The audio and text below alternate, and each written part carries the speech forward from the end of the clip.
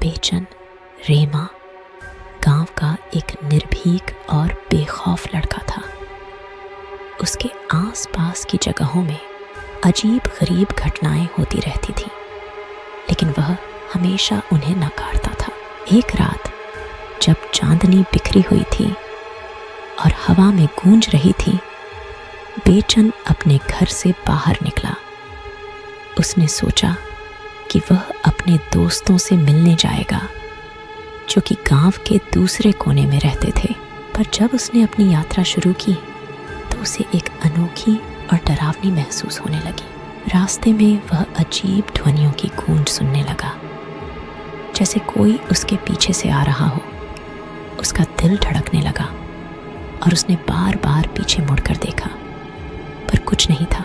धीरे धीरे वह एक गहरे जंगल में पहुंच गया, जहां से उसके साथ कुछ अनजान घटित होने लगा।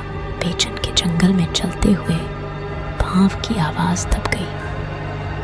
एक अजीब और डरावनी उसकी उनको घेर ले गई। उसने अपनी आवाज को दबाया, लेकिन धीरे धीरे उसका ध्यान एक खोली हुई कुएं पर गया, जिसमें एक अनजान साया था। बेचन की धड़कनें तेज हो गईं। वह कुएं के किनारे पहुंचा और उसके अंदर झांकने लगा। कुएं के अंदर कुछ भी नहीं था, सिर्फ अंधेरा था। लेकिन बेचन के मन में अब डर का अंधकार छा गया था। तभी एक भयानक आवाज सुनाई दी। बेचन, बेचन, मैं तुम्हें लेने आया हूँ। बेचन का हृदय तेजी से धड़कने लगा। वह अब गरजती आवाज से भयभीत हो चुका था। उसने फिर से कुएं की ओर देखा और उसे एक व्यक्ति की आंखों की आवाज सुनाई दी, जो अंधेरे में छुपा हुआ था। बेचन, बेचन, मुझे चाहिए तेरी आत्मा, आवाज बोली।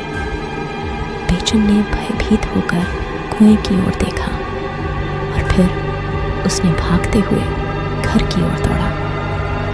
वह अपने घर पहुंचते ही द्वार बंद कर दिया और अपने माँ बाप को सब कुछ बता दिया।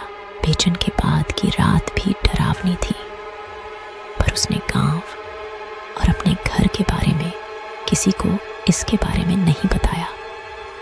पर उसने कभी फिर से उस जंगल में कदम नहीं रखा जहां उसने वह भयानक आवाज सुनी थी।